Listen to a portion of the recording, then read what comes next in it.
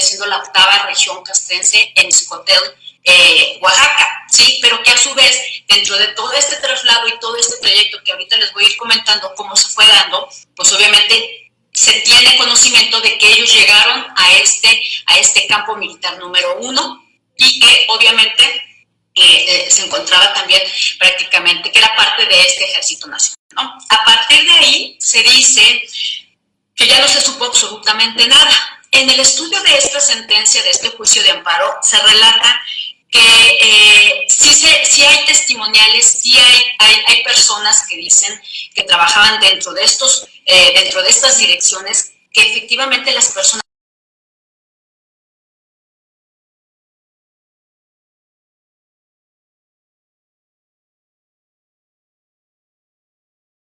lo que vendrían siendo, llegaron ahí al cuartel, o más bien a las oficinas de la Policía Ministerial, que de alguna u otra manera fueron ingresados a un lugar que, como sabemos todos, dentro de esta desaparición forzada muchas veces se puede dar el tema de lo que vendría siendo la tortura, ¿verdad? Entonces, ahí se señalan ciertos testigos protegidos, porque todas estas testimoniales que se presentan dentro de este juicio de amparo son testigos protegidos que de alguna u otra manera, bueno, pues se desconoce cuál es su nombre, solamente relatan que ellos estuvieron presentes ahí porque tenían una relación laboral dentro de estas instalaciones y que ellos se percataron que llegaron estas dos personas, que las bajaron a lo que vendría siendo una parte del anfiteatro y que obviamente había varias personas ahí que habían sido golpeadas, unas ya habían fallecido y que uno de ellos se percata y ve que en ese momento fueron puestos a disposición a esas instalaciones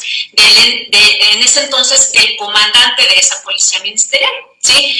Entonces resulta que, bueno, de esa policía ministerial, que es un grupo que se formó dentro de esa misma policía ministerial supuestamente para radicar todo este tema de guerrillas, fue un grupo especial que formaron en Oaxaca, que solamente eran ciertos policías ministeriales que se dedicaban precisamente a, pues como se dice vulgarmente, levantar todas estas personas que supuestamente tenían ideales sociales, ¿no?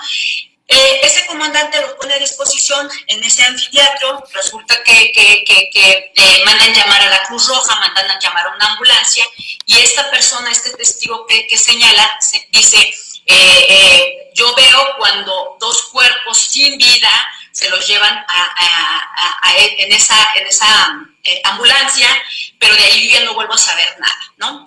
Pero después hay una contradicción ahí, porque también señalan que al momento de formular el dictamen médico por parte del legista, la doctora que supuestamente hizo ese dictamen, ella señala dentro de su dictamen que las dos personas no iban muertas, que las dos personas habían sido sacadas a través de una ambulancia de manera viva, ¿no? Entonces, ahí hay una situación de contradicciones que obviamente, pues, se señala, bueno, ok, ya fallecieron estas personas, se van a entregar, pero finalmente hay este cuestionamiento por parte de esta otra persona, que finalmente, pues, hasta la fecha no sabemos si ese médico, esa mujer médico, pues, todavía esté viva como para poder hacer parte de esa declaración. Que a ella, obviamente, dentro de este juicio de amparo, no la llaman a testificar, pero sin embargo sí se queda ahí como que el entrever si efectivamente ellos estaban ya vivos,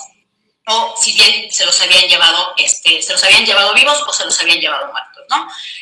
Bueno, pues a partir de esto se abren dos carpetas de investigación. ¿Cuáles dos carpetas de investigación? Bueno, una por parte de Ciedo, en ese entonces pues se llamaba Ciedo, pero era la Subprocuraduría de Investigaciones Especializadas en Delincuencia Organizada, y el día 6 de octubre del 2016, a través del Ministerio Público Federal, se dio el inicio de esa averiguación, pero ellos solamente abrieron carpeta por los delitos de secuestro y por delincuencia organizada, ¿no?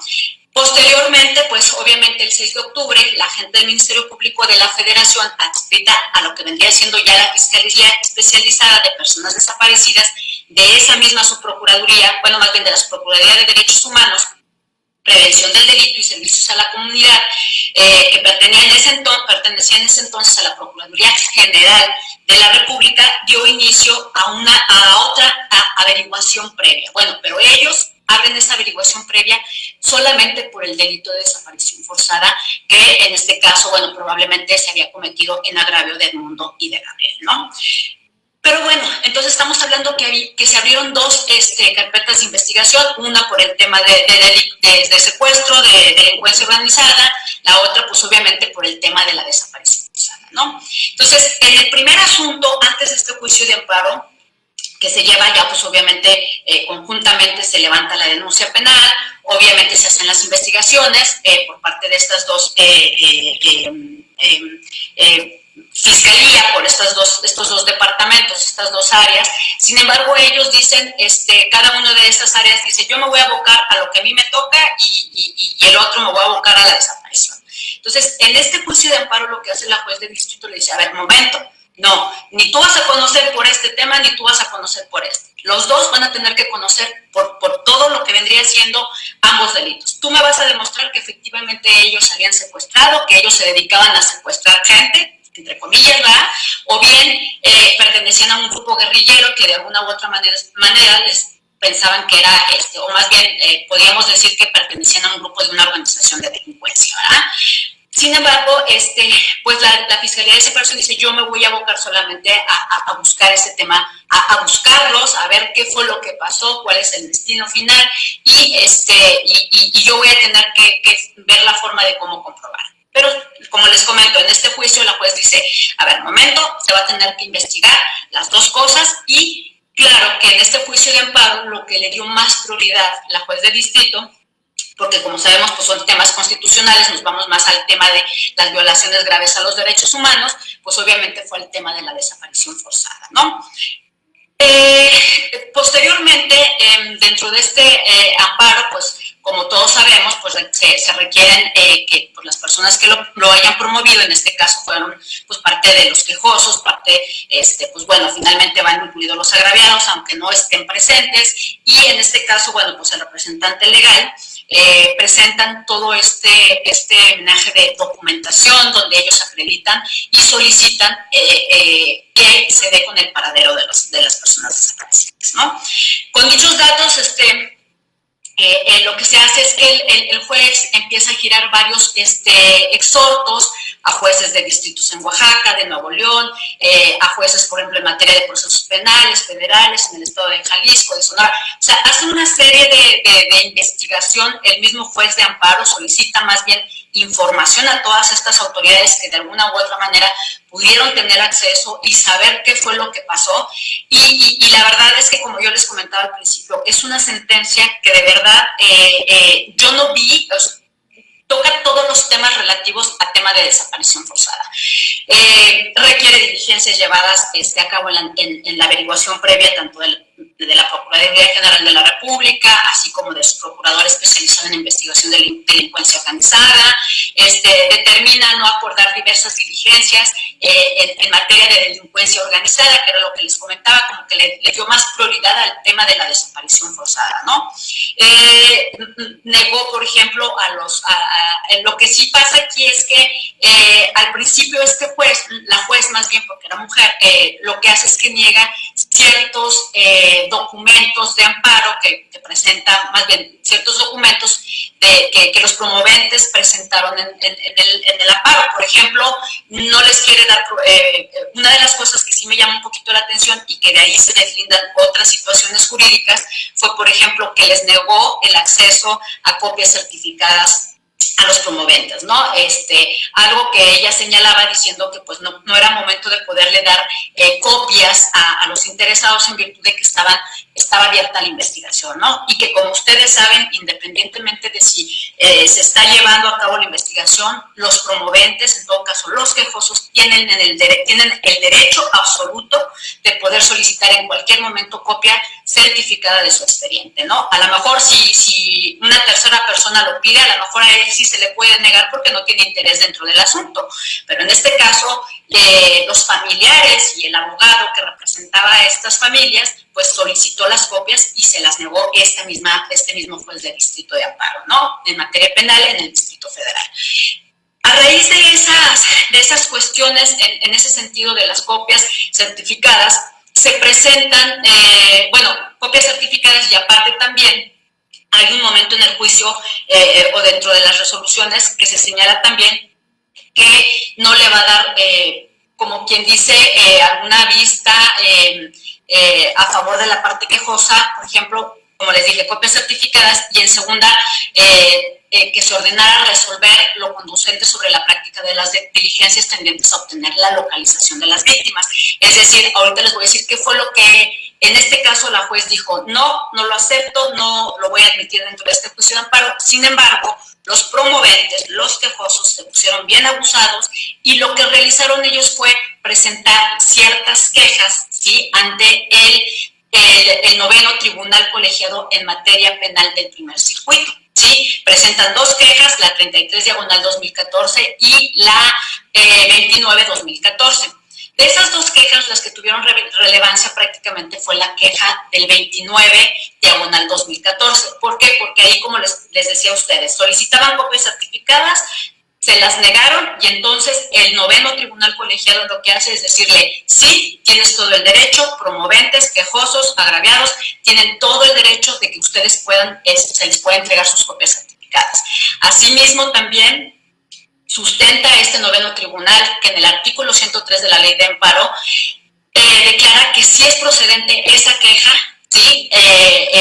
Y por lo tanto este noveno tribunal colegiado lo que dice es que ordena, ¿sí?, que las autoridades responsables se trasladen a los lugares de posible detención u ocultamiento, en especial que realizaran la búsqueda en las principales instalaciones militares, que obviamente esa situación pues no le gustó, ¿no?, prácticamente a las autoridades responsables, y también se ordena a la autoridad ministerial, que en todo caso fue quienes hicieron la detención, tomar todas estas, solicitarles a esa autoridad ministerial se les tomara la comparecencia a todos los funcionarios de esa Procuraduría General de la República que participaron y que estuvieron presentes dentro de las instalaciones al momento de haber visto al momento de, bueno, más bien en el momento que se pusieron a disposición con estas personas, ¿no? Tanto funcionarios estatales como mandos militares que estuvieran en funciones en mayo del 2007, a fin de que se declarara, pues obviamente, la realización de estos hechos, ¿no? Y también ordenó este noveno tribunal que se ordenara a las autoridades competentes que informaran sobre la inhumación de cadáveres en los centros de detención o zonas militares que pudieran coincidir con las víctimas, para en su caso practicar diligencias de identificación forense, porque como les comentaba, como había indicios, habían señalamientos de que al parecer al momento de que lo sacan del anfiteatro ya iban dos personas muertas, pues decían, bueno, pues vamos a estar en el supuesto de que se supone las estamos buscando vivas, pero con esta referencia tenemos que también solicitarles a las autoridades que en todo caso nos informen sobre estas inhumaciones, ¿no?, de cadáveres. De acuerdo a esto, bueno, pues se informó a la Suprema Corte de Justicia de la Nación el cumplimiento que se le dio a lo resuelto por este noveno tribunal colegiado. Les digo, es un juicio de amparo que si bien es cierto, trae muchos antecedentes de las diferentes vías legales, ¿no? Por ejemplo, esta sentencia, esta resolución del juicio de amparo también tiene mucho que ver y tomó mucho en consideración, por ejemplo, las recomendaciones que se emitieron por parte de la Comisión Nacional de Derechos Humanos. ¿Por qué? Porque antes de que se presentara este juicio de amparo, anteriormente, a partir del 2007, lo que hace la familia y el abogado de los desaparecidos es presenta una queja directamente ante este órgano protector de derechos humanos, quien a su vez tardó 2 años en hacer todas estas investigaciones, pero la facultad que tiene la Comisión Nacional de Derechos Humanos es solamente para ver cuáles fueron las violaciones, ¿sí?, sufridas en este caso de estas dos personas, ¿no? Entonces, bueno, finalmente la Comisión Nacional de Derechos Humanos en el año 2009 recomienda precisamente ciertos puntos recomendatorios relativos a este asunto. Entre ellos, bueno, pues el primero era obviamente realizar procedimientos administrativos de todas estas personas, autoridades que dentro de la investigación de la comisión sí tuvieron injerencia en la desaparición de Eduardo y de Gabriel, que se abra, por ejemplo, se hagan cursos de capacitación en relativos a este tema, a todas estas corporaciones, a todas estas instituciones de gobierno, pues obviamente para tener la concientización de lo que es el tema de la desaparición forzada, ¿no? También, bueno, pues hubo un punto muy importante e interesante que dentro de este juicio de amparo, por ejemplo, no tiene competencia para conocer, porque bien sabemos que el juicio de amparo solamente se va por el tema del control constitucional, ¿no? Los artículos violados en el tema de lo que es el apartado de las garantías individuales, del apartado de lo que vendría siendo un mecanismo protector también para ver la violación a estos derechos humanos. Pero, sin embargo, esta recomendación tiene algo muy importante. Ahí se hace un cálculo sobre una reparación integral para las familiares de las víctimas, ¿no? Entonces, este antecedente a este juicio de amparo también es muy importante porque va incorporado dentro de este juicio de amparo, donde también la jueza de distrito sustenta a través de esa recomendación la posibilidad de que efectivamente se le violentaron ciertos derechos humanos a los desaparecidos, ¿no? Y también a los familiares de los mismos. Entonces, bueno, esto se los comento porque ustedes van a estar escuchando que la queja 29/2014, que fueron los dos acuerdos que de alguna u otra manera se impugnaron, se quejaron, y que otro juez del tribunal colegiado pues tuvo que resolver en base a esos dos puntos, ¿no? Entonces, como les digo, el noveno tribunal les otorga esas dos cuestiones a las familiares, y entonces pues ya vemos que va incorporado también, le dice al juez de distrito, cuarto de distrito, ahí está, yo ya resolví, entonces tómalo en consideración para el momento de que tú hagas la resolución de este juicio, ¿no? Finalmente, bueno, también aparece una nueva queja, que bueno, obviamente esta queja pues más bien se dedicaba al tema claro de la improcedencia del incidente de inejecución de sentencia, que en su momento sería también solicitado, pero pues ahí lo que hace es que conoce sobre este tema un segundo tribunal colegiado en materia penal, y bueno, lo que hace es que dice, ¿sabes qué? Vamos a dejarlo improcedente, ¿no? Como les voy comentando, al momento de que ya el tribunal noveno obviamente le da toda esta facilidad también al juzgado de cuarto de distrito, a la jueza del cuarto de distrito, pues le da como que la posibilidad de resolver al 100%, obviamente dándole la razón, como les digo, a los familiares de las personas desaparecidas, y por lo tanto, bueno, pues empezamos a ver que el asunto sale favorable, ¿no? Entonces, dentro de este juicio de amparo, dentro de las consideraciones que se sujetan a este juicio, pues lo primero que vamos a ver es la competencia, ¿no? Saber si efectivamente la jueza de distrito tuvo competencia para conocer sobre ese asunto. En este caso, bueno, se demuestra al 100% dentro de este juicio de amparo que sí, que efectivamente es competente para resolver el presente juicio. Sí, respecto a este acto reclamado, ¿cuál era el acto reclamado? Pues obviamente la desaparición, ¿no? Obviamente llevar a cabo ver todas estas diligencias necesarias a fin de investigar la comisión de ese delito de desaparición forzada en las presentes averiguaciones previas, ¿no? Por lo tanto, bueno, lo anterior en virtud de que esta desaparición forzada tiene como consecuencia, pues como les comento, la violación múltiple y compleja de derechos humanos, entre ellos el derecho, pues obviamente se les violentó el derecho a la libertad, el de seguridad de la persona, a no ser sometidos a tratos crueles e inhumanos, ¿verdad? Porque como les comento, en su momento que se hace una desaparición, pues ¿qué es lo que se dice? Bueno, pues hace la detención, de alguna manera se le está privando ese derecho de su libertad, de la seguridad de la persona. Por ejemplo, sabemos que muchas veces en este tipo penal pues se dará reiteradamente el tema de la tortura, ¿verdad? O de estos tratos crueles e inhumanos. También se está violentando este derecho a la verdad, ¿no? Al de saber qué fue lo que pasó, porque realmente se sabe lo que se tiene, y que creo que en este juicio de amparo es muy claro, y creo que nos da mucha luz para saber realmente qué fue lo que pasó, pero sin embargo el juez de amparo sí señala que hay una violación dentro de lo que vendría siendo la verdad, ¿no?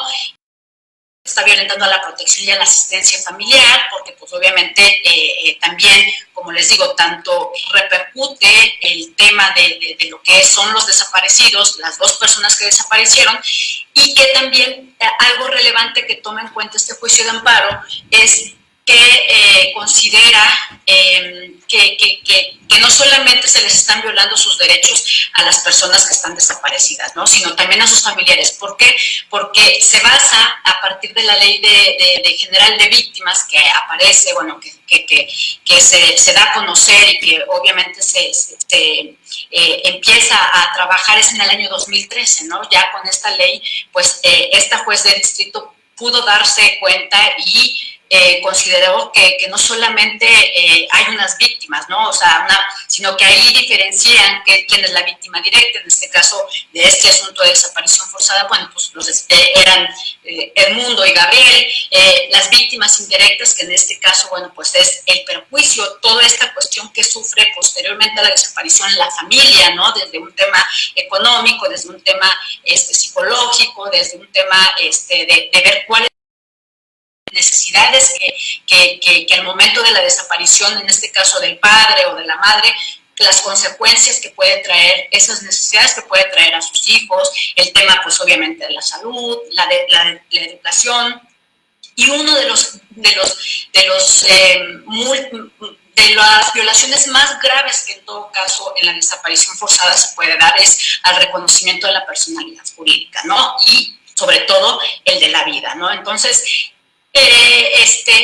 es como que este juicio de amparo analiza todas estas grandes violaciones múltiples, porque como les comento yo, es un delito, es una grave violación a derechos humanos, ¿no? Entonces, no es cualquier violación a derecho como podemos tener de cierta manera, a lo mejor una detención, ¿verdad? Pero pues lo soltaron, a lo mejor hay un poco de golpes por lesiones, sino que aquí ya hay más factores que pasan dentro de esta desaparición que es tan amplia y sobre todo porque se da por temas de agentes del Estado, ¿no? Entonces, como les comento, es una sentencia bastante amplia, bastante muy bien fundamentada, muy bien motivada, y otra de las características tan fuertes, tan abundantes que tiene es que al momento de que esta juez de distrito, cuarto de distrito, decide hacer esa resolución, me encantó porque hace todo un estudio, un análisis tanto de todas las leyes nacionales, internacionales, cita muchos casos de la Corte Interamericana de Derechos Humanos que fueron prácticamente la base fundamental para que esta jueza diera el favor a las familias. Cita el caso de Radilla Pacheco, cita algunos casos, por ejemplo, hay un caso de Rodríguez contra el Estado de Honduras, que fueron de las primeras sentencias que la Corte Interamericana de Derechos Humanos empezó a emitir allá en aquellos tiempos de los años 80, que bueno, como veíamos, ya venían arrastrando un tema de guerra sucia entre los años de los 60, 70, 80. Entonces, la verdad es una sentencia que si ustedes la pueden, yo quisiera platicarles más sobre punto por punto las indagatorias que se hicieron por parte del tema penal. Es más, hace un estudio esta misma jueza sobre el contexto que en ese entonces, en los años de los 2000, estaba sufriendo México, ¿no? Por todo este tema de la organización, de la delincuencia organizada. Entonces, de veras, es un instrumento que creo, en lo personal, y creo, y no me equivoco, si ustedes tienen la posibilidad de poder consultar esta sentencia, yo no le pido más porque creo que abarcó todo lo que tenía que abarcar. Abarcó, como les digo, todas estas sentencias, abarcó instrumentos internacionales, instrumentos que maneja la ONU en temas de desapariciones, hace, por ejemplo, una distinción entre por qué solamente el juicio de amparo va a conocer sobre estas violaciones, por qué no se va a meter en el tema penal. Sin embargo, les voy a comentar que a pesar de que no tiene la competencia para ver lo que vendría siendo el tema penal, sí hace un estudio y señala que en la parte penal es necesario castigar a ciertas personas. De hecho, con este juicio de amparo sí hay, bueno, lo que yo estuve leyendo ahí en algunos apartados de asociación civil en la que pertenecen los familiares de Edmundo y de Gabriel, sí señalan que hasta el momento hay 7 detenidos, pero yo creo que de esos 7 detenidos yo creo que el 20% de del total de las personas que participaron. Entonces, creo que es un instrumento maravilloso que yo creo y considero que al final sí la Suprema Corte de Justicia, porque bueno, al hacer todo este análisis, la Suprema Corte, bueno, más bien una juez también federal de primera instancia del Tribunal Colegiado, lo que hace es, dice, ¿sabes qué? Como sobre este asunto sale la resolución a favor de las familias, lo que hacen las autoridades es decir que no están de acuerdo, ¿no? Entonces, ellos tienen ese recurso de presentar un recurso de revisión a este juicio de amparo, y en este caso, como les digo, ya en diciembre del 2019 lo que pasa es que la jueza federal de primera instancia del Tribunal Colegiado, allá en la Ciudad de México, lo que hace es decir, ¿sabes qué?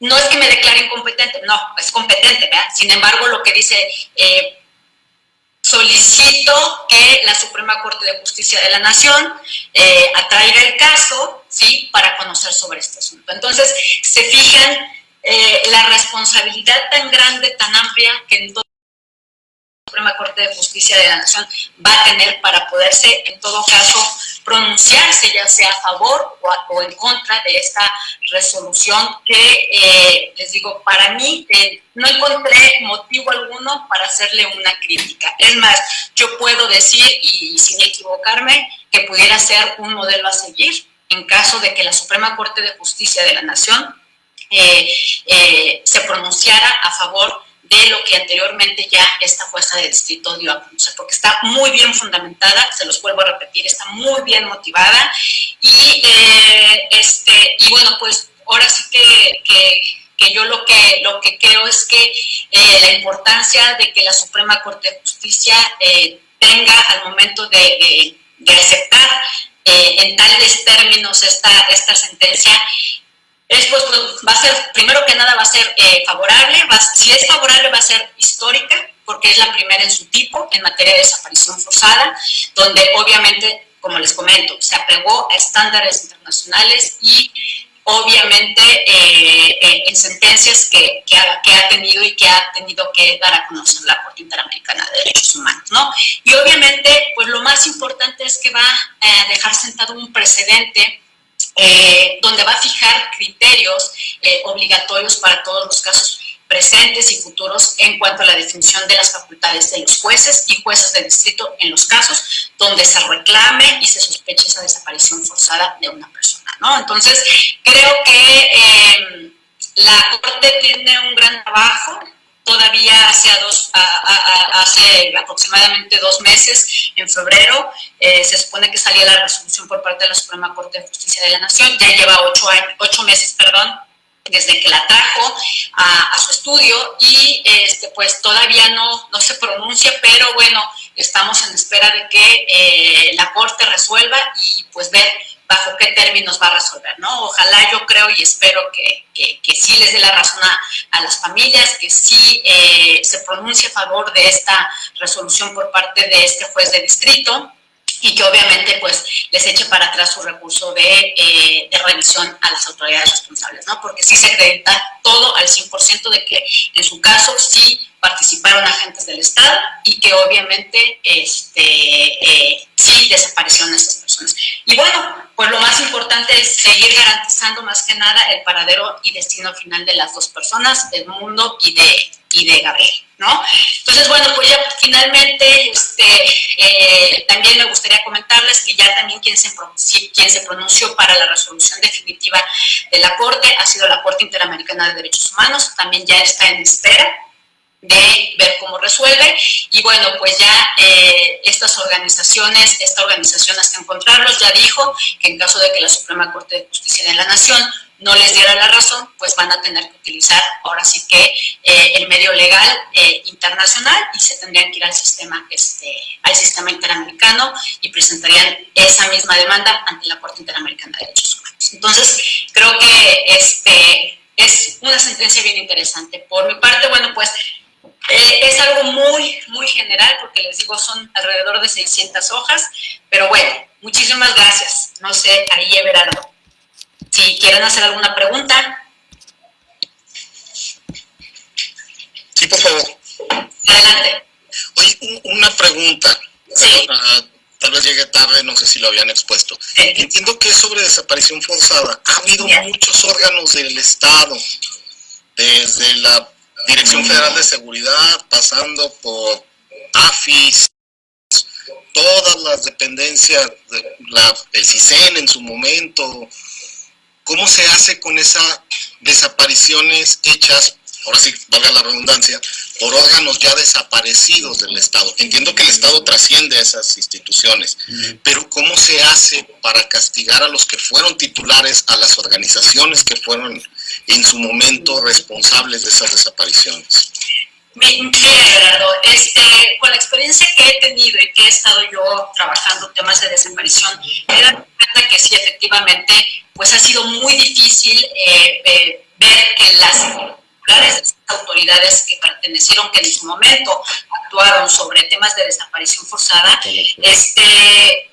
pues no han hecho su trabajo, ¿no? Por eso les comentaba yo al principio, esta sentencia es muy relevante. ¿Por qué? Porque aquí finalmente se pudo demostrar, se siguieron todos los procedimientos judiciales, ¿sí? Se dio todo este tema desde presentar una denuncia, desde presentar una queja ante la Comisión de Derechos Humanos, o sea, hubo muchos elementos, digo, tiene 14 años que se presentó este juicio la búsqueda empezó con el 2007. Todo este trayecto le ha dado pie a esta juez para poder tener todos los elementos suficientes y poder llegar a tomar decisiones, ¿no? De hecho, por ejemplo, en este caso, te voy a decir, hay 7 detenidos, de los cuales esos 7 detenidos por lo regular son gente que está abajo, que no tiene una jerarquía tan alta como los titulares. En el caso de este tema, por ejemplo, tengo entendido que el gobernador y más bien el procurador de Oaxaca, en ese entonces creo que era Ulises Ruiz, está prófugo de la justicia, o sea, porque saben que finalmente si la Suprema Corte de Justicia abre, más bien le da la razón a esta jueza de distrito, se van a tener que abrir registros de los años del 2007, se van a tener que mandar llamar a declarar toda la gente que estuvo trabajando en esa época. Se van a abrir estos lugares, los batallones, los lugares en donde se señala que pudo haber estado estos de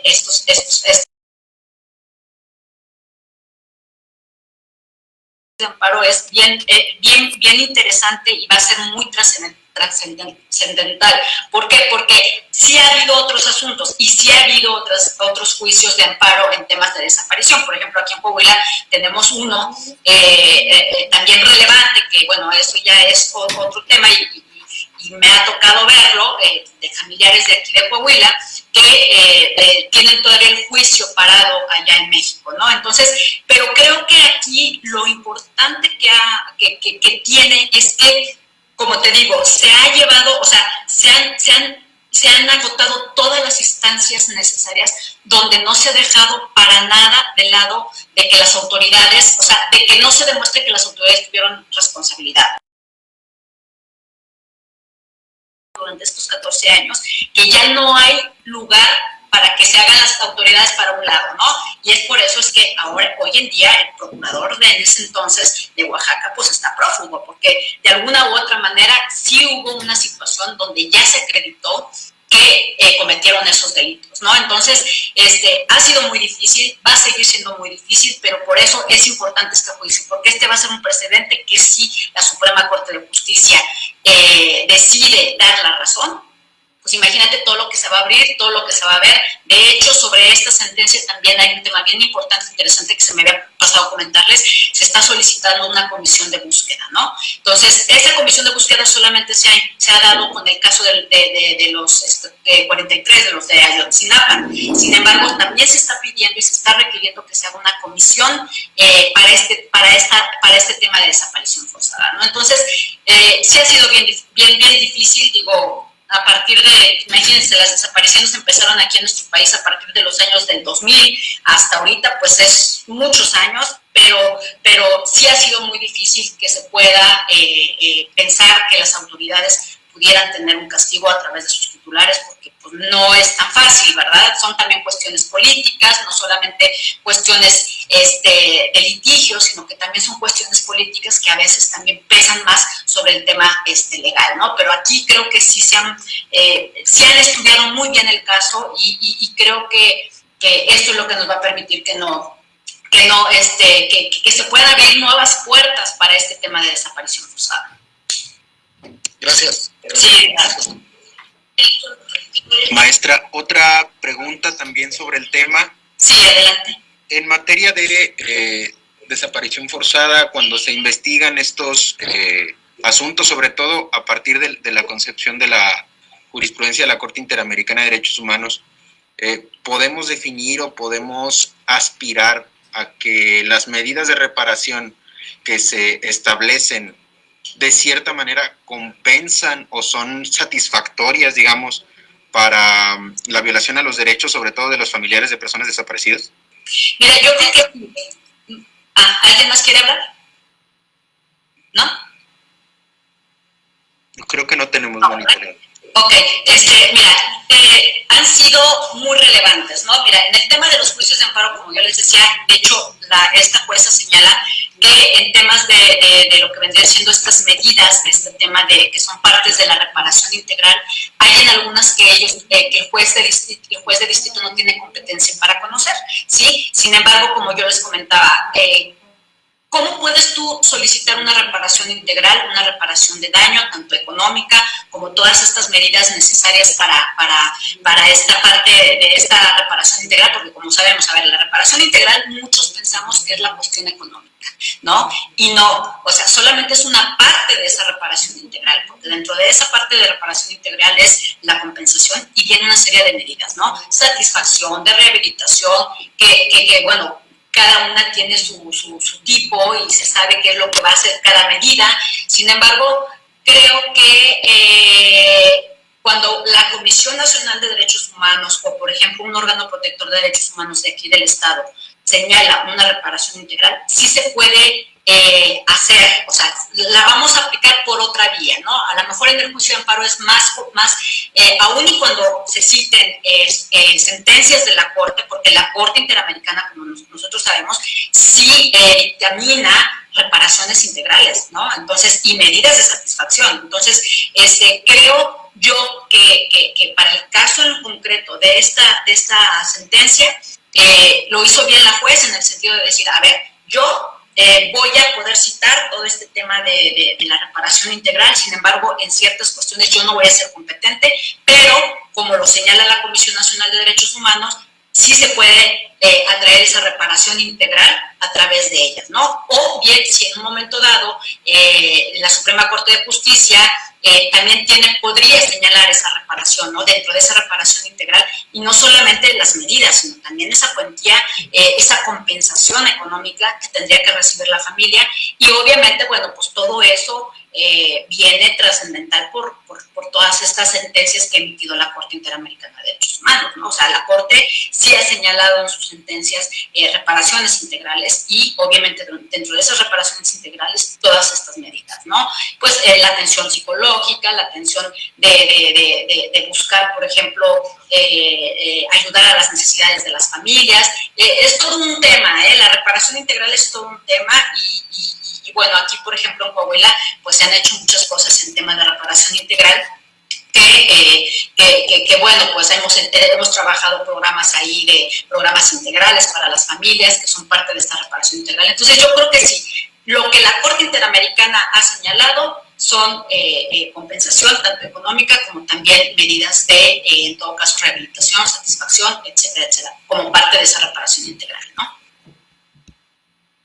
Muchas gracias, maestra. No sé si hubiera alguna otra pregunta dentro de los participantes. Si quieren activar su micrófono o ponerla en la barra de chat.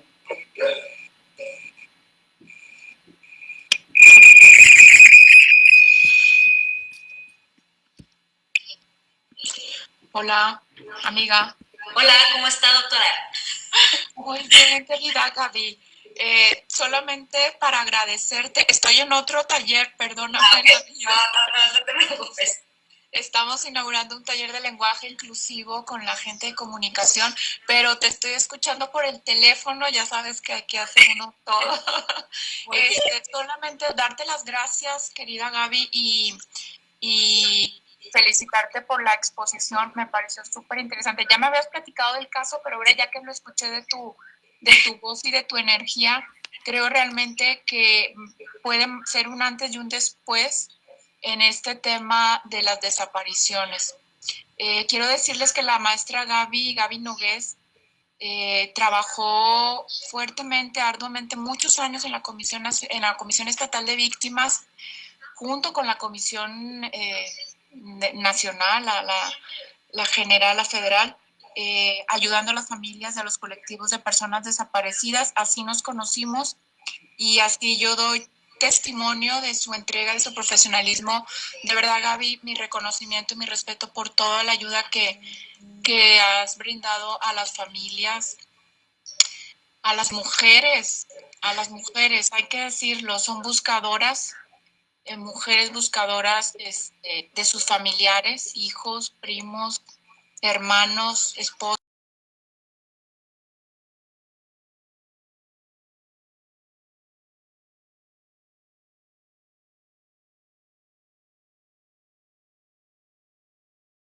Bueno, y agradecerte, amiga, que nos hayas apoyado. Ahorita vamos a escuchar también a Carlos, a Carlitos, y el próximo viernes estará Hugo también, el doctor. Muy agradecida desde la Defensoría con la Comisión Estatal de Derechos Humanos por su apoyo, y bueno, a ti en lo particular, ya sabes todo mi cariño, te mando un abrazo muy, muy, muy fuerte.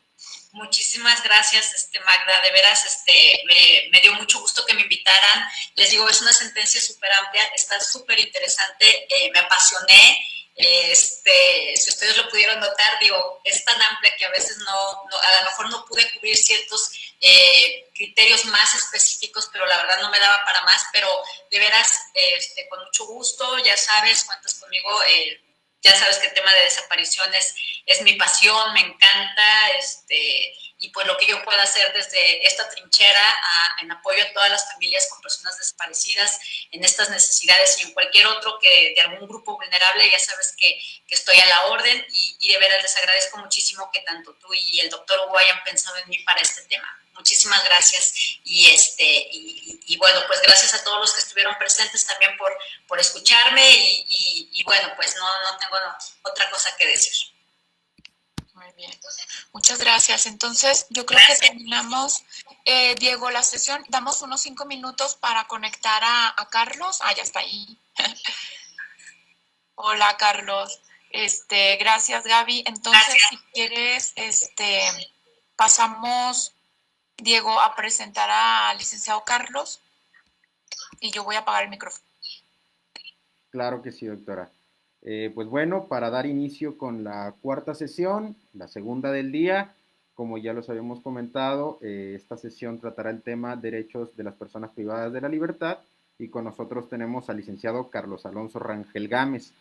Él es licenciado en Derecho por la Universidad Iberoamericana en Torreón, cuenta con la certificación nacional en reglas mínimas de las Naciones Unidas para el tratamiento de los reclusos y reglas mínimas de las Naciones Unidas para el tratamiento de las reclusas y medidas no privativas de la libertad para las mujeres delincuentes por el Instituto Nacional de Ciencias Penales, mismo que se encuentra avalado por la Organización de las Naciones Unidas y la Embajada de los Estados Unidos de América.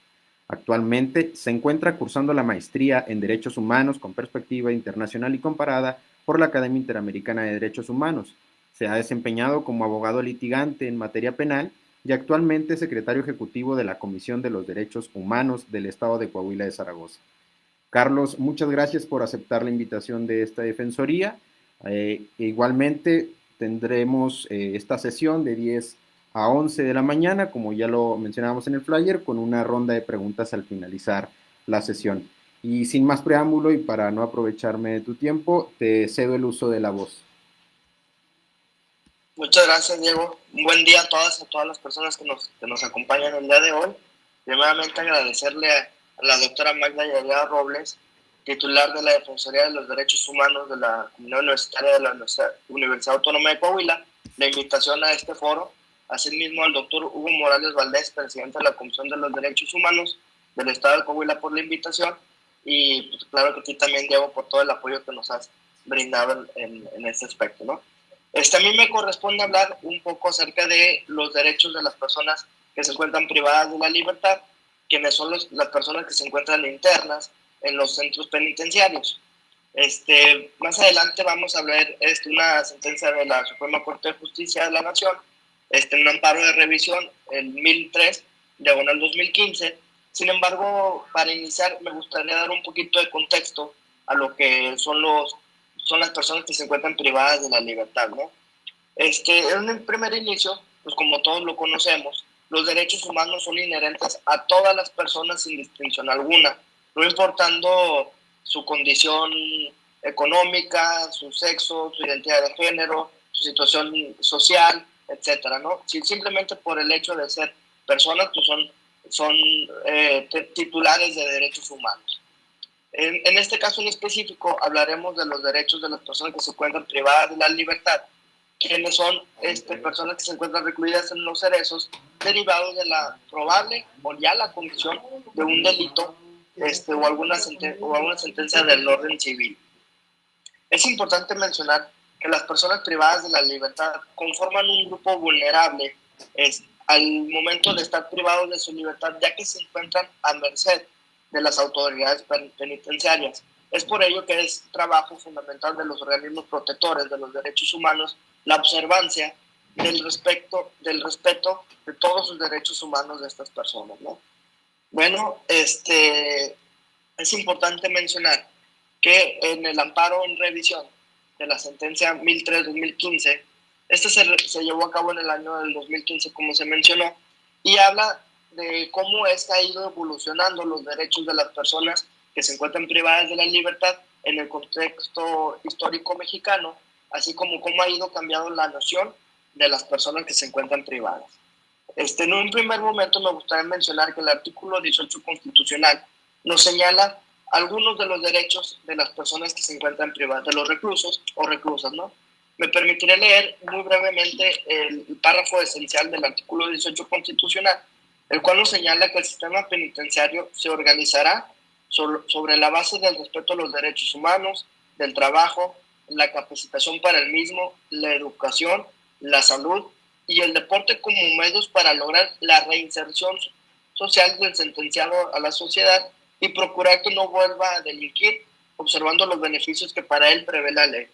De este artículo constitucional derivamos elementos muy importantes. El que más me resulta importante es la cuestión de la reinserción, ya que como bien lo señala el texto constitucional, y más adelante lo veremos tanto en el criterio de la Suprema Corte de la Justicia de la Nación, así como los tratados internacionales, la finalidad de la pena y de las medidas de seguridad es la reinserción social de la persona, ya que esto solamente es a través de la reinserción social por los medios mediante el cual se puede agotar la finalidad de la pena o medidas de seguridad. Pero nos resalta una pregunta: ¿cómo logramos esa reinserción social? Pues es solamente a través del respeto a los derechos humanos de las personas. Sin embargo, este criterio actual, y me parece muy puntual y muy acertado, no siempre ha estado presente, ya que como lo veremos a través de la sentencia, en el contexto histórico mexicano ha ido cambiando y ha ido evolucionando el concepto de reinserción social y de la finalidad de la pena. Asimismo, podemos ver que establece ciertos medios necesarios para la reinserción social, como lo es el trabajo, el respeto de los derechos humanos, la capacitación para ese trabajo, la educación, salud y deporte. Entonces, sin más preámbulo, me gustaría iniciar dando un pequeño análisis o un pequeño señalamiento de las normas internacionales a las que nos vamos a centrar en este espacio, que viene siendo la Convención Americana de los Derechos Humanos, también conocido como el Pacto San José, las reglas mínimas de las Naciones Unidas para el tratamiento de los reclusos, mejor conocidas como reglas Mandela, que son aquellos instrumentos internacionales que gracias a la reforma del 2011 en materia de derechos humanos conforman ese bloque de constitucionalidad a través del cual se regulan los derechos humanos de las personas reclusas. Bueno, entrando un poquito en materia, podemos ver que es a través de la sentencia del amparo en revisión 1003/2015, que le tocó ser el ministro ponente, el actual presidente de la Suprema Corte, que es el ministro Arturo Saldívar Lelo de la Rea, mediante el cual una persona se solicita el amparo en virtud de que se le negó un beneficio de preliberación contemplado en el artículo 84 del Código Penal Federal. Esta persona señala que independientemente de su situación por la que ya fue sentenciada y condenada y se encuentra purgando una pena dentro de un cerezo, solicita un beneficio de libertad anticipada. Esto señala a la persona que cumple con todos los requisitos. Sin embargo, al momento de solicitarlo ante la autoridad de ejecución penal, esta la niega. La niega en el sentido de que señala que el artículo 84 del Código Penal Federal establece en su fracción segunda que es necesario un examen de personalidad mediante el cual se pueda acreditar que la persona se encuentra en condiciones de readaptarse a la sociedad. ¿Por qué hago mucho énfasis en el término readaptarse? Porque es precisamente a través de la evolución de la finalidad de la pena donde resultan importantes los términos de readaptación, regeneración y reinserción social.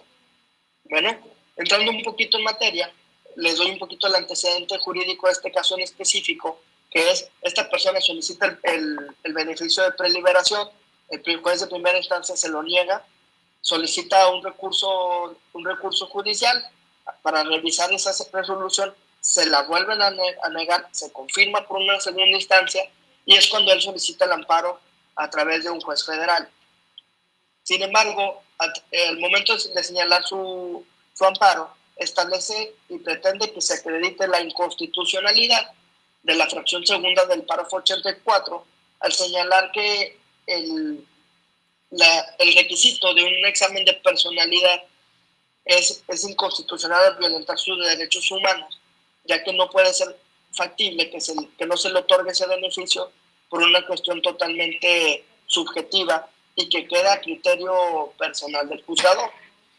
Es por ello que se ampara y el juez de distrito en turno que le corresponde conocer sobre el amparo determina que al momento de revisar sus agravios, señala una posible inconstitucionalidad de una norma federal y por ende remite el presente asunto a la Suprema Corte de Justicia de la Nación.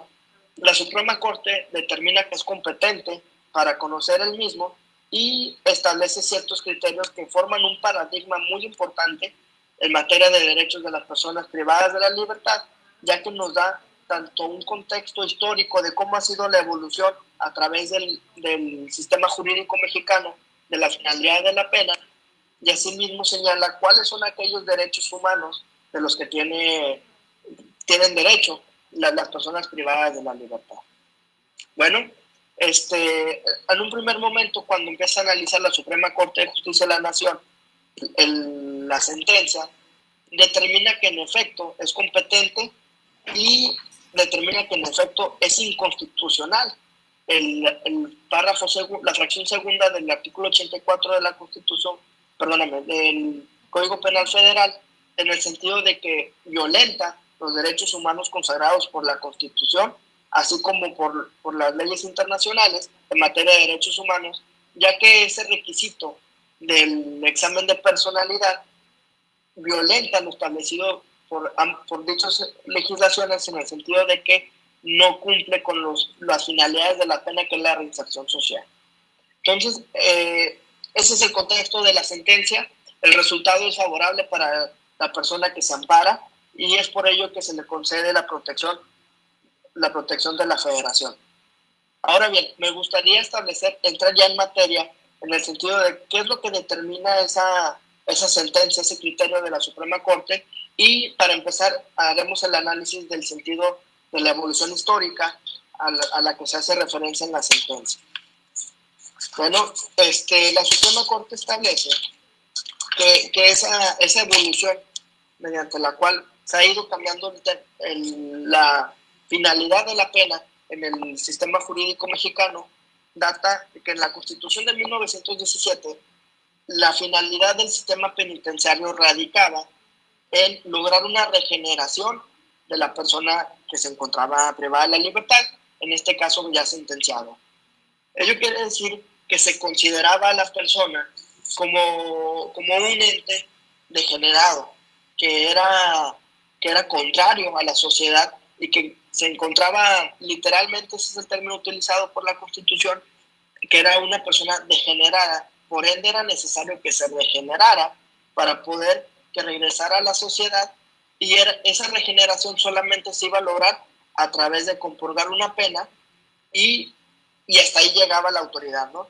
Hay que ser muy claros que en este contexto de 1917 aún no existía tal cual el reconocimiento de los derechos humanos como tales, y por ende eran un poquito más grotescos e incluso invasivos los términos por parte que se utilizaba la autoridad. Sin embargo, hubo una reforma en 1965 mediante la cual la Constitución cambia el término y cambia el sentido de la finalidad de la pena a una readaptación social, en el sentido de que se configuraba y se tenía a la persona como una persona con una enfermedad mental, como psicológicamente desviado, y es por ello que se buscaba que se readaptara a esa sociedad, ¿no? Sin embargo, aquí es interesante ver que en esta reforma de 1965 el legislador establece cuáles son los medios para lograr esa regeneración de la persona e incluirlo en la sociedad. Básicamente señala de primer momento tres medios, que es el trabajo, que es la capacitación para que la persona pueda desempeñar cualquier trabajo, y la educación, que son estos tres medios que en 1965 el constituyente federal determinó que eran los adecuados para lograr esa regeneración por parte de la persona que había cometido algún delito. Posteriormente, tenemos la reforma del 2008, que si bien es una reforma constitucional en materia penal, es cierto también que lleva algunos tintes de derechos humanos, ya que se empiezan a establecer derechos humanos en la materia penal, y por ende es importante mencionarla. En el 2008, el constituyente federal reforma el artículo 18 constitucional y cambia el concepto de readaptación por reinserción social. Aquí ya es donde vemos donde se establece el criterio actual de la finalidad de la pena, que es la reinserción social, sino que la persona ya sentenciada pueda reinsertarse a través de ciertos medios que la misma legislación lo establece en la sociedad, con la finalidad de que ya no vuelva a delinquir. Es a través de esta reforma que se agregan dos elementos más a los medios para poder lograr esa reinserción, quedando los siguientes: el trabajo, la capacitación para poder desempeñar ese trabajo, educación, salud y deporte. Son estos 5 elementos que establece el constituyente, mediante los cuales establece que si la autoridad penitenciaria logra desarrollar estos 5 componentes, el resultado será que la persona esté en condiciones de ser reinsertada en la sociedad. Posteriormente, en el año 2011, que es precisamente la fecha que celebramos a través de este seminario, que se lleva a cabo una reforma, un cambio de paradigma total en la Constitución mexicana, así como en todo el orden jurídico mexicano en materia de derechos humanos. Es aquí donde se reconoce y se insertan al nivel constitucional los derechos humanos. Si bien es cierto, el constituyente federal ya no cambia el término de reinserción como finalidad de la pena, sí agrega un medio más que me parece fundamental y trascendental para lograr la reinserción de las personas privadas de la libertad, ya que señala que es a través del respeto de los derechos humanos que se puede lograr esa reinserción social. Entonces, ya vimos cómo fue evolucionando y el criterio actual y la manera en que actualmente se encuentra redactada nuestra Constitución establece que el respeto de los derechos humanos, el trabajo, la capacitación para el mismo, la educación, la salud y el deporte son los medios a través de los cuales se puede lograr que una persona sea reinsertada en la sociedad y se logre la finalidad de la pena, que es que esta persona pueda convivir en sociedad sin volver a delinquir, y con ello se pretende que la persona no sea un objeto de venganza social, sino que sea la autoridad penitenciaria quien se encargue de darle ese proceso y ese tratamiento para que logre esa reinserción social y pueda regresar a hacer su vida cotidiana sin que exista un estado de peligrosidad para el resto de los ciudadanos. Bueno, así es como fue evolucionando la concepción de la reinserción social y de la finalidad de la pena en el sistema jurídico mexicano. ¿Por qué hago tanto énfasis en la finalidad de la pena? Ya que es a través de esta, ya cuando una persona se encuentra a través de un proceso jurisdiccional de materia penal o incluso ya sentenciado, no por ello se les despoja de sus derechos humanos. Simplemente se les suspende o se limita su derecho humano a la libertad, así como algunos otros derechos, pero esencialmente siguen sus mismos derechos. Es por ello que se le debe de dar la oportunidad de ser reinsertado en la sociedad a través de ciertos mecanismos. Ya haciendo una síntesis de la evolución de lo que comentábamos anteriormente, gracias a la reforma del 2008 en materia penal y la reforma del 2011 en materia de derechos humanos, es que logramos establecer 5 puntos elementales, de los cuales son criterios fundamentales para el sistema jurídico mexicano penitenciario. La primera diferencia que encontramos es que se sustituye el término readaptación a reinserción, como lo comentábamos anteriormente. Y aquí ya no se tiene a la persona reclusa como un ser degenerado o un ser desviado psicológicamente, sino como se le tiene como una persona la cual es necesario un tratamiento por parte de la autoridad para que pueda ser reinsertada en la sociedad. El segundo cambio fundamental es que se cambia la denominación de las personas privadas de la libertad, porque como se tenía anteriormente, ya se les denominaba como delincuentes, y se cambia, y de ahora en adelante se les puede llamar persona privada de la libertad, ya que el término delincuente violenta los derechos humanos, en específico el derecho a la presunción de inocencia, ya que hay que tener bien en mente que no todas las personas que se encuentran privadas de la libertad en centros penitenciarios son personas ya sentenciadas, sino que tenemos personas que se encuentran en espera de un juicio, de una sentencia, por ende se tiene que seguir garantizando su derecho humano a la presunción de inocencia. El cuarto punto relevante es que la finalidad de la reinserción social es que la persona no vuelva a delinquir, que es lo que comentábamos anteriormente, es pretender que esa persona, una vez que compurgue su pena y acabe su tratamiento, pueda regresar a la sociedad sin tener un grado de peligrosidad hacia el resto de las personas que la conforman. Y el quinto punto, que es una novedad de la reforma, es la inclusión de beneficios para las personas. ¿Por qué es importante estos beneficios? Ya que sirven como incentivos para que las personas privadas de la libertad le echen más ganas a su tratamiento dentro del cerezo y se logre esa reinserción. Es a través de la finalidad de la pena, de la reinserción social, que existen, como lo comentábamos, ciertos medios necesarios para poderla lograr. Y el primero y el más importante, y sobre el que nos vamos a abocar, es el respeto de los derechos humanos. Ya que si no se respetan los derechos humanos de las personas privadas de la libertad, las convertimos en objeto de venganza social, y solamente lo que se está haciendo es: cometiste un delito, te sanciono, te castigo, y ya no me interesa, ya te vuelves un objeto de venganza social, y ya no eres una persona contrario a todo lo que la intención de la reforma, todos los ordenamientos nacionales, internacionales en materia de derechos humanos.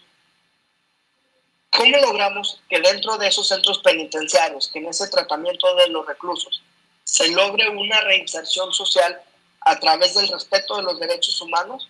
Pues bueno, existen distintas legislaciones internacionales que nos establecen cuáles son esos aspectos básicos, mínimos, con los cuales se puede tener que en un centro penitenciario se están respetando los derechos humanos. Es aquí donde entran las reglas mínimas de las Naciones Unidas para el tratamiento de reclusos, ya que es este instrumento internacional mediante el que determina cuáles son los aspectos mínimos para que una persona pueda subsistir en su dignidad humana y se logren la finalidad de la pena, que es la reinserción social. Es importante señalar que gracias a la reforma del 2011, todas las autoridades, independientemente de su índole o carácter, están obligadas a respetar los derechos humanos de las personas, de todas, de las personas en libertad y de las personas privadas de la libertad. Bueno, entraremos un poquito al estudio, muy breve, porque las reglas Mandela, las reglas son muy, muy extensas, por ende vamos a irnos yendo por bloques para poder entender en un concepto general qué es lo que abarcan. Las reglas mínimas de las Naciones Unidas para el tratamiento de los reclusos, también conocidas como reglas Nelson Mandela, fueron creadas en 1955 por la Organización de las Naciones Unidas. Sin embargo, ha ido evolucionando esas mismas reglas y actualmente en el año 2015 vimos una reforma importante en las mismas, mediante las cuales se insertaron las nuevas concepciones en materia de derechos humanos, aunado de crear ese contexto moderno en aquel entonces, que es el que subsiste en la actualidad de los derechos humanos. De que en el año 1955 pues veníamos de haber terminado la Segunda Guerra Mundial, fue el boom de los derechos humanos. Sin embargo, no es el mismo contexto social histórico al cual nos encontramos hoy en día. La primera pregunta que nos puede surgir es, ¿y estas reglas Mandela, que son de las Naciones Unidas, tienen obligatoriedad en el territorio mexicano? Pues la respuesta es sí, ya que fueron aprobadas por la Asamblea General de las Naciones Unidas y al ser el Estado mexicano un país parte de las mismas, se obliga a respetarlas. Esto queda más claro y tiene su sustento jurídico a través de la reforma del 2011, a través de lo que conocemos como el bloque de constitucionalidad. El bloque de constitucionalidad viene a ser todas aquellas legislaciones internacionales, nacionales, locales, que en materia de derechos humanos forman una ley superior constitucional, de cual es de observancia obligatoria para todas las autoridades. Es por ello que las reglas Mandela forman parte de este bloque constitucional, de constitucionalidad, y se entienden como insertadas dentro de la Constitución. Por ende, todas las autoridades, y en específico las autoridades penitenciarias, se encuentran obligadas a observar y garantizar todos los derechos humanos que se contienen en las mismas. Bueno, vamos a entrar en materia de las reglas Mandela. Estas mismas reglas establecen que su objetivo principal es establecer las condiciones básicas mediante las cuales se garanticen los derechos de todas las personas privadas de la libertad, para que de esta manera se pueda garantizar su condición de dignidad humana. Ese es el objetivo principal de las reglas Mandela, las cuales, como mencionábamos, su principal objetivo, y quiero ser muy claro en ello, no es establecer cómo se deben administrar los centros penitenciarios, no es cómo se deben sancionar a las personas, es el estándar mínimo indispensable para que las personas puedan llevar a cabo su tratamiento en condiciones de dignidad humana y se logre la reinserción social. Bueno, las reglas Mandela cuentan con 122 reglas, las cuales se dividen en distintos bloques por temáticas. Vamos a hablar muy en concreto de cada bloque y de los aspectos generales de cada uno de ellos. Insisto, podríamos tener la incertidumbre de cuál es la necesidad o la trascendencia de este instrumento internacional que no es expedido por una legislación nacional ni por un legislador mexicano. Sin embargo, estamos obligados todas las autoridades a respetarlas y garantizarlas. Bueno, las reglas Mandela inician con un preámbulo mediante el cual se establecen los objetivos principales de las mismas y el contexto histórico de las mismas. Básicamente hacen un antecedente y una síntesis de las legislaciones internacionales en materia de derechos humanos y cómo es que estas han ido evolucionando a través de la historia para llegar a la concepción de derechos humanos que tenemos hoy en día. El primer bloque, que comprende de la regla 1 a la 5, habla de los principios fundamentales que deben de permanecer en los centros penitenciarios y que tienen como finalidad la conservación de la dignidad humana de las personas privadas de la libertad. Antes de entrar a esto, me gustaría dejar muy claro que cuando hablamos de personas privadas de la libertad, hablamos de todas, de hombres, mujeres, personas con discapacidad, adultos mayores, menores de edad que también son sancionables. Y cuando hablamos de personas privadas de la libertad, englobamos a todas las personas que en un momento pudiesen ser penitenciario. Bueno, de los principios fundamentales establecemos que las reglas Mandela hacen un especial énfasis en garantizar y reconocer la dignidad humana de todas las personas privadas de la libertad. Asimismo, establece la prohibición expresa de que no es factible, no es posible y no es legal cualquier acto de tortura en contra de estas personas, ni mucho menos de penas crueles e inhumanas. Cualquier acto de tortura, pena cruel e inhumana es sancionable y es violatoria de derechos humanos. Asimismo, establece que estos derechos que se encuentran dentro de este instrumento legal son aplicables para todas las personas sin discriminación alguna, no importando cualquier condición o cualquier característica de la persona. Con el simple hecho de ser persona, tienen derecho a todos estos derechos humanos. Asimismo, establece la obligación de la autoridad penitenciaria de no agravar el sufrimiento de las personas privadas de la libertad, en el sentido de que si bien es cierto, las personas ya condenadas se tiene establecido que cometieron un delito y son sancionables y derivado del derecho a la justicia merecen un castigo, esto no significa que se les deba de agravar aún más sus sufrimientos que se encuentran dentro del penitenciario, ya que con el simple hecho de estar privados de su libertad, así como de otros tipos de derechos, es castigo suficiente y es lo que establece la ley. Asimismo, establece nuevamente en armonización con el artículo 18 constitucional, con el artículo 5 de la Convención Americana de los Derechos Humanos, establece en su regla 4 que la finalidad de la pena es la reinserción social. Es muy importante hacer este énfasis porque si nosotros como operadores del derecho nos queda muy claro que la finalidad de la pena es la reinserción social, vamos a tener una concepción general mediante la cual va a ser muy claro para nosotros establecer qué es permitido y qué no es permitido. Asimismo, como otro principio fundamental, establece que es obligación de la autoridad penitenciaria reducir al máximo las diferencias entre el mundo exterior y el mundo dentro del centro penitenciario, ya que, como lo comentamos, esto va muy de la mano de garantizar que no se agraven los sufrimientos de las personas que se encuentran privadas de la libertad. Asimismo, en materia de discapacidad, establece que la autoridad penitenciaria tiene la obligación de realizar ajustes razonables para las personas con discapacidad que se encuentren privadas de la libertad puedan tener acceso a todos los derechos humanos que les reconoce este instrumento internacional y cualquier otro instrumento.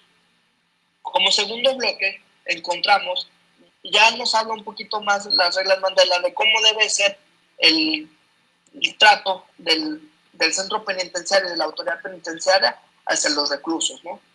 Es por ello que en su regla de la 6ª a la 10ª establece lo que se conoce como gestión de expedientes de los reclusos, ¿Qué quiere decir esto?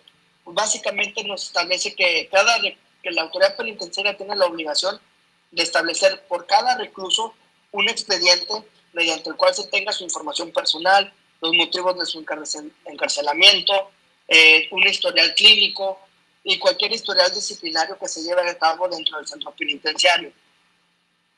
Eso sí que se establece que es obligación de la autoridad penitenciaria tener un sistema de gestión de expedientes y de información global y general de los reclusos. Es importante señalar que estos expedientes se encuentran protegidos por el derecho a la privacidad y que solamente los internos pueden tener acceso a ellos, así como la autoridad correspondiente o jurisdiccional que los solicite y justifique que la necesidad de esa información.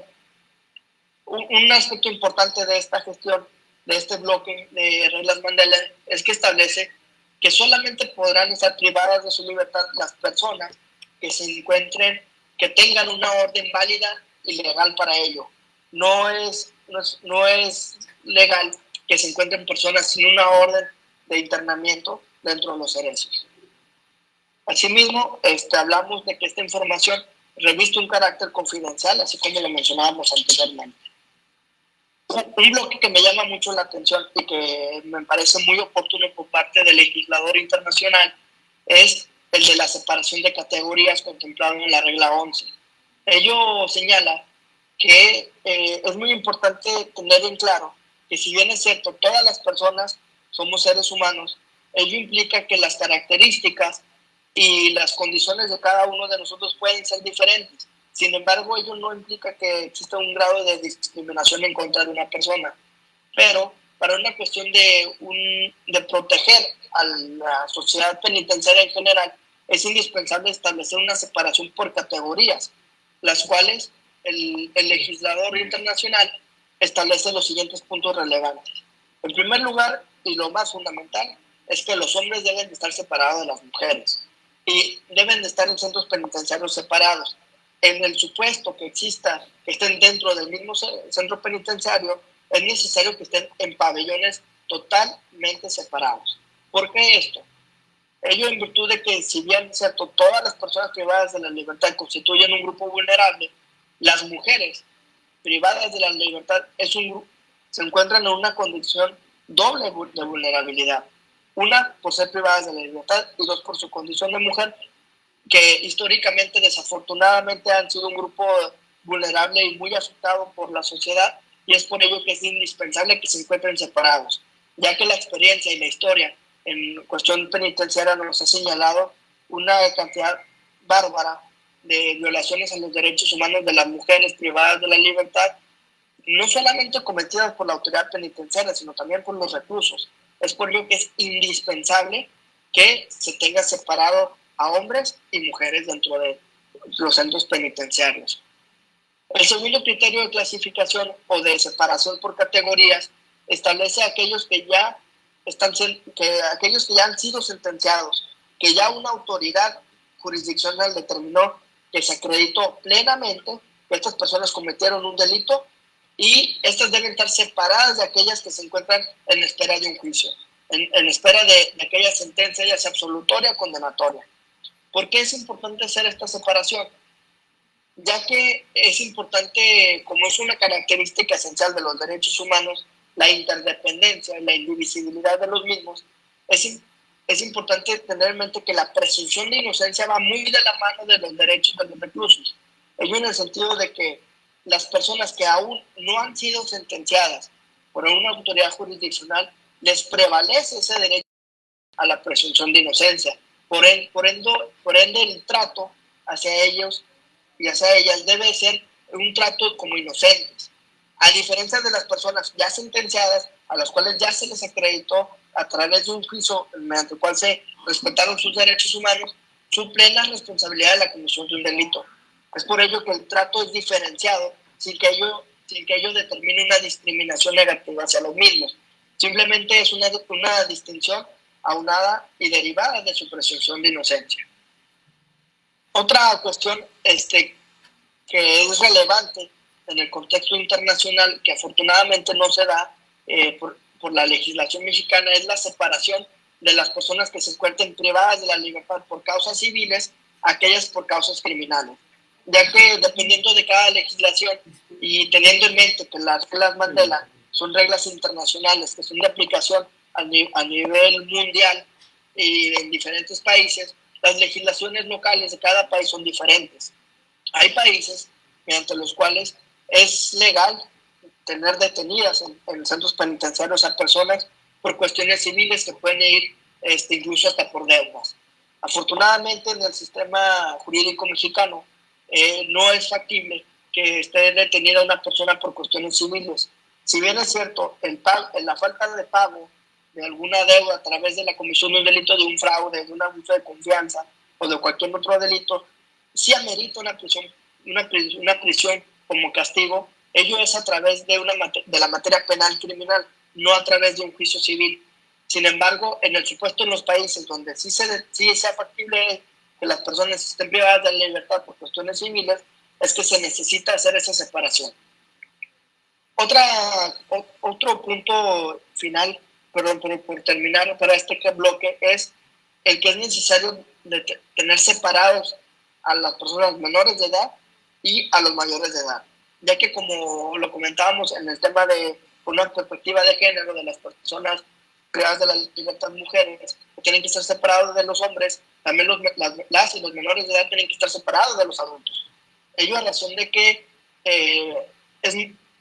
los menores de edad se encuentran en una situación de vulnerabilidad doble, en el sentido de que están privados de su libertad, son menores de edad. Por ende, son más susceptibles a una violación. Y no hablemos en aquellos casos de aquellas mujeres privadas de la libertad, que encontramos una cuestión de vulnerabilidad triple, que es privadas de su libertad, menores de edad y su condición de mujer. Es por ello que es indispensable tener en cuenta estas categorizaciones que establecen las reglas Mandela para que la autoridad penitenciaria pueda tenerlas separadas y de esta manera garantice la seguridad y la integridad de los mismos reclusos dentro de los centros penitenciarios. Asimismo, el siguiente bloque habla del alojamiento, número 12 a la 17, y que nos habla de las condiciones en las que debe de prevalecer en celdas en las que se encuentran los reclusos. Es procurar, es una obligación.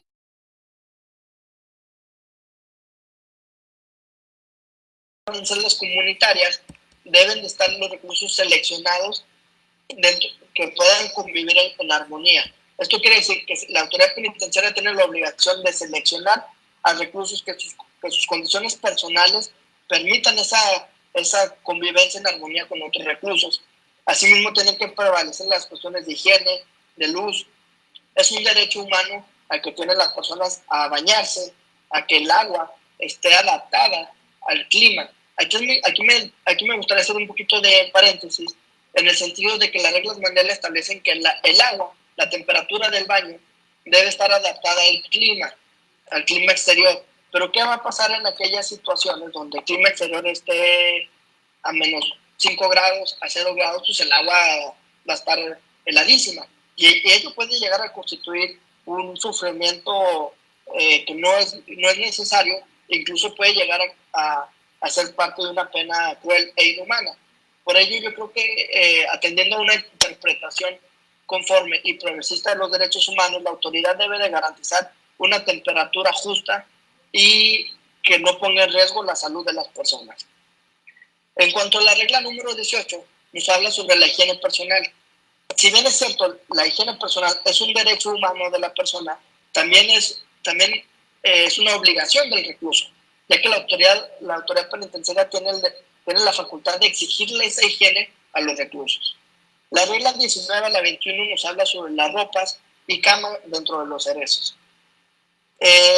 Estas reglas establecen que si en caso de que no se les permita el uso de sus prendas, la autoridad está obligada a darle ropa al recluso y de que cada recluso tenga una cama individual.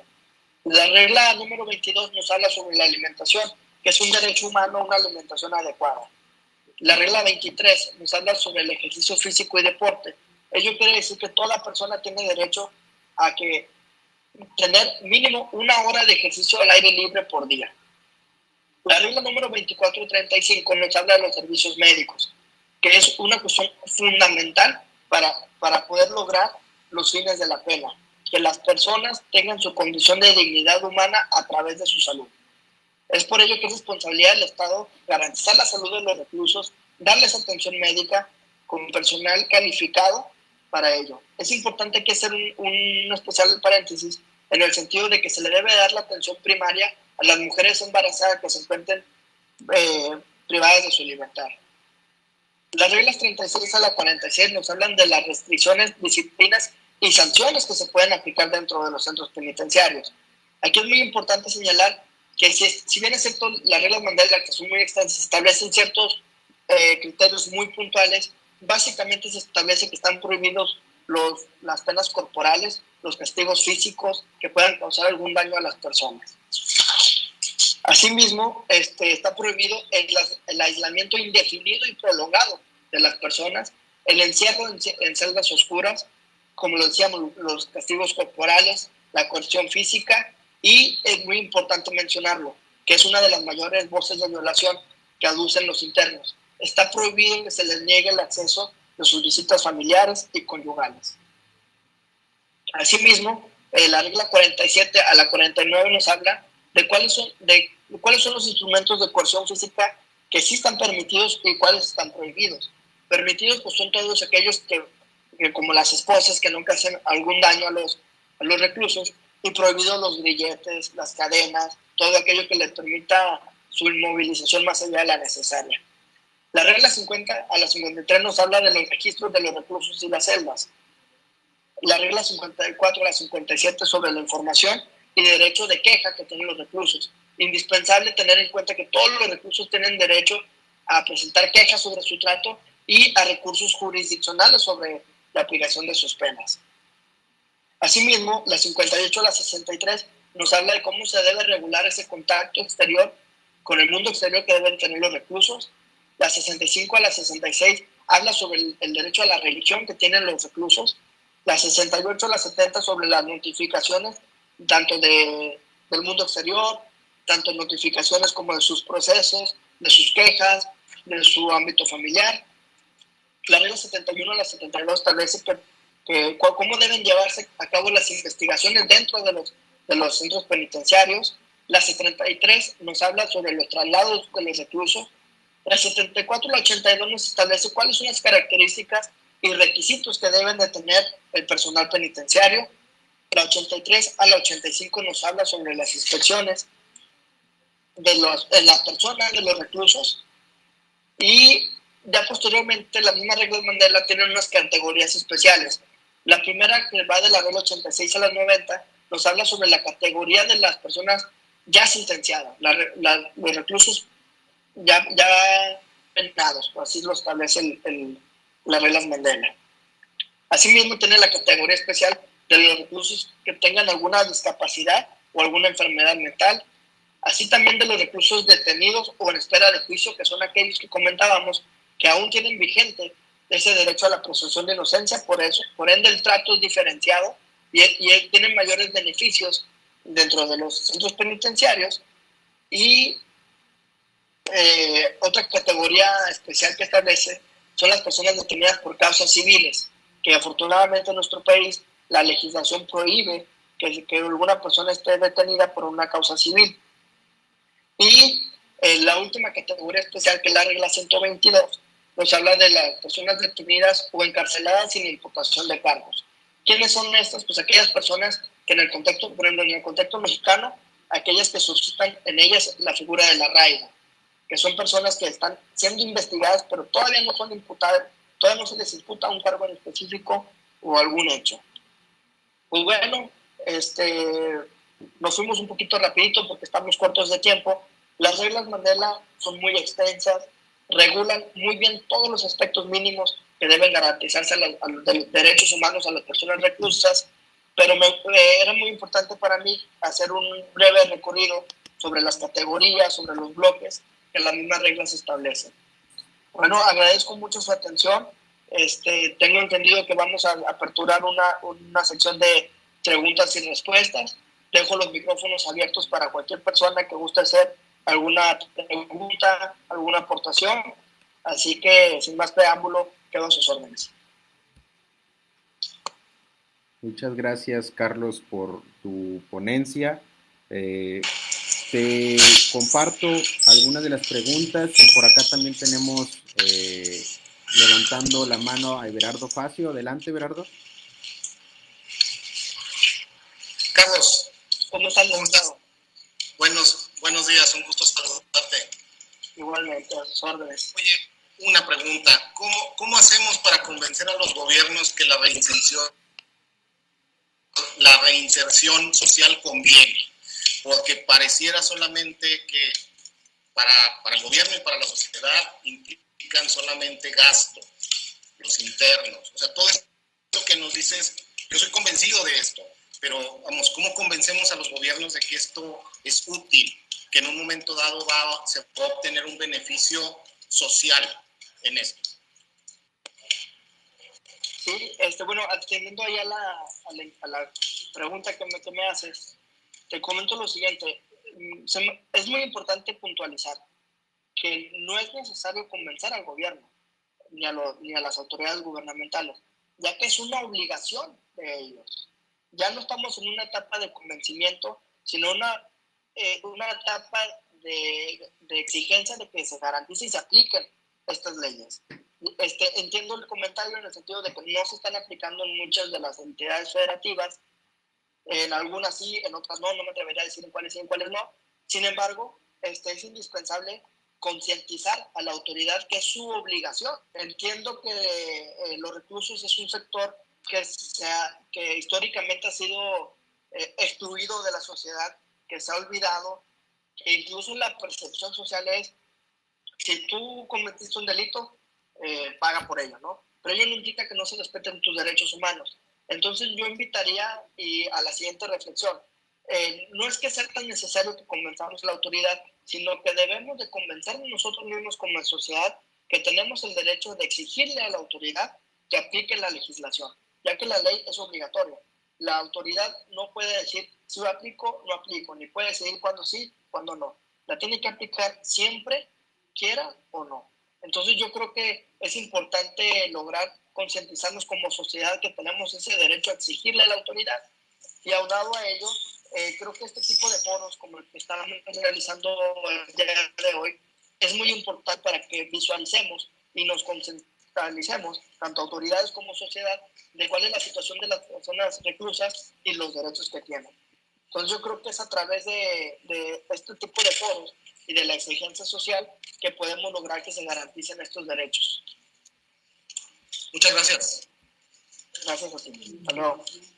Carlos, tenemos otra pregunta que nos comparte Ricardo, también del Tribunal Universitario.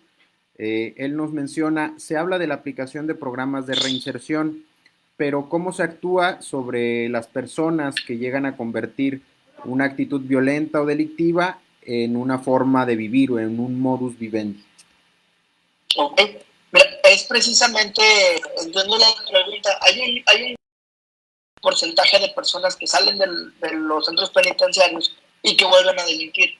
Y aquí es cuando me comentas que hacen de su modo de vivir el delito, ¿no? Entonces, esto es un reflejo de que los centros, el sistema penitenciario no está cumpliendo con su finalidad, ya que la obligación de garantizar los derechos humanos es del Estado y no de las personas. Por ende, el Estado es el que se está obligado de garantizar que ese tratamiento dentro de los centros de reinserción social se logre y se cumpla su objetivo de reinsertar y evitar que la persona vuelva a delinquir. ¿Cómo lo podemos hacer? Bueno, su artículo 18 nos dice que es a través de 6 medios, que es el respeto a los derechos humanos, que es el trabajo, la capacitación para el trabajo, la educación, salud y deporte. Estos son los medios que deben ser los pilares de los programas de reinserción social que deben de tener los centros penitenciarios, y que si se cumple ese ejemplo y es reflejo de que se está llevando a cabo programas penitenciarios adecuados. Si vemos que la persona sale y vuelve a delinquir, estamos hablando de sistemas de reinserción fallidos. Entonces yo creo que aquí es donde debemos de propiciar el tratamiento y que derive de esa reinserción social de la persona. Muchas gracias por su pregunta. Gracias, Carlos. Tenemos todavía algo de tiempo por si alguno de los participantes ya sea en redes sociales o en la sesión de Teams quiere hacer alguna pregunta, puede hacerlo a través de la barra de chat o levantando la mano para pedir el uso de la voz. De igual forma se pueden presentar algún tipo de opiniones, comentarios, críticas, no solamente cuestionamientos.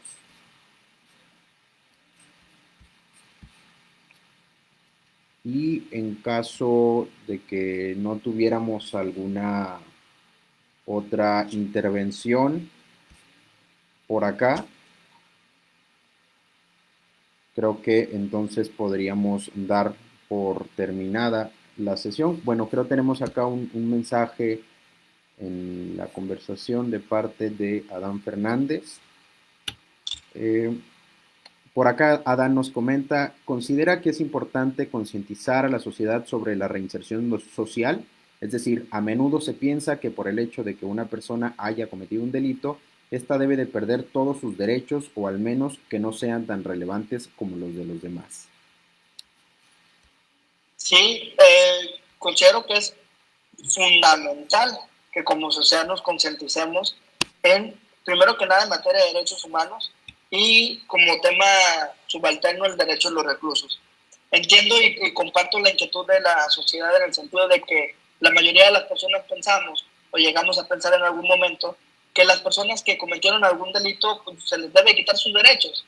Sin embargo, ese criterio es muy peligroso en el sentido de que si vamos establecemos ese criterio, en cualquier momento nos pueden despojar de nuestros derechos. Sin embargo, ello iría en contra de esa propia característica fundamental del derecho humano, que es su inherencia a las personas. Es importante concientizar a la sociedad que las personas privadas de la libertad, incluso ya sentenciadas, independientemente del delito que hayan cometido, son titulares de derechos humanos. Si bien es cierto, se les suspende o se les limita a algunos derivados de la comisión de ese delito, ello no los exime de que pierdan sus derechos. Debe respetarse y garantizarse sus derechos humanos. Y entiendo la preocupación de la sociedad de decir, se va gasto público, se va dinero de nuestros impuestos a los centros penitenciarios para mantener y garantizar la vida de las personas reclusas. Y que puede parecer inherente a todos nosotros que todos tenemos derechos humanos, que nos debe de garantizar y respetar en todo momento, independientemente de nuestras conductas. Muchas gracias por su pregunta.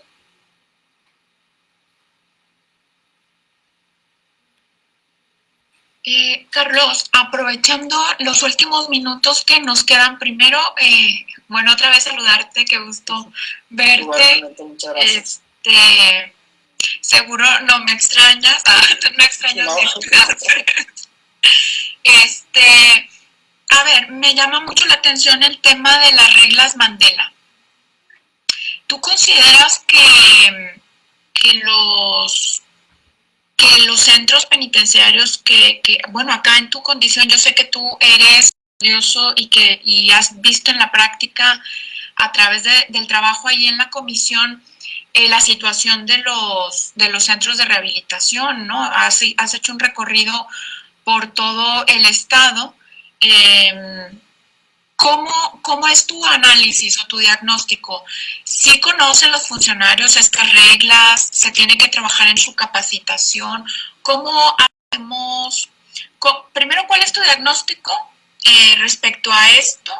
Y segundo, ¿cómo que faltaría por hacer? Sé que han hecho un informe ahí en la comisión, lo seguí por redes y lo comenté con el doctor Hugo, pero me gustaría que nos compartieras tu experiencia que viviste haciendo este recorrido. Sí, claro que sí, doctora. Bueno, mi experiencia personal, a través de la que recientemente hemos recorrido la totalidad de los derechos en todo el estado, vemos que si bien es cierto, hay un trabajo importante que ya se ha realizado, también así como protectores de derechos humanos tenemos que ser muy puntuales en hacer las observaciones y los reclamos pertinentes, también es nuestra obligación recalcar cuando se están haciendo bien las cosas. Es importante señalar que en el estado de Coahuila los cerezos podemos decir que se encuentran en buenas condiciones. Si bien es cierto, falta trabajo por hacer, eso es indudable, pero hay una muy buena voluntad por parte de la autoridad penitenciaria para llevar a cabo y garantizar los derechos humanos de las personas en el estado de Coahuila. Les comparto un poco que los cerezos en el estado de Coahuila, tanto los varoniles como los femeniles, sobre todo el femenil de Saltillo, ha sido premiado como el mejor cerezo en Latinoamérica. Estamos en unas condiciones de sistema penitenciario buenas dentro del estado. Ello no implica que todavía falta mucho trabajo por hacer. En materia de derechos humanos, usted no me va a dejar mentir, la tarea nunca está hecha. Siempre hay trabajo por hacer. Y aparte, aunado de que la característica de los derechos humanos es el principio de progresividad. Siempre tenemos que tener pendiente que los derechos humanos son progresivos. Nunca vamos a terminar porque siempre hay un trabajo por hacer. Yo me centraría en señalar que como Comisión de Derechos Humanos hemos trabajado muy de la mano con la Secretaría de Seguridad Pública, sobre todo con la Dirección de Centros Penitenciarios, y en temas de capacitación. Sí es un reto muy importante que tengo la convicción y lo he visto que el gobierno del estado lo ha afrontado directamente ese reto, se preocupa por la capacitación, hemos trabajado de la mano. Yo creo que hemos ya sentado una base de respeto de derechos humanos mínima, básica. ¿Cuál sería el reto a seguir? Especializarnos.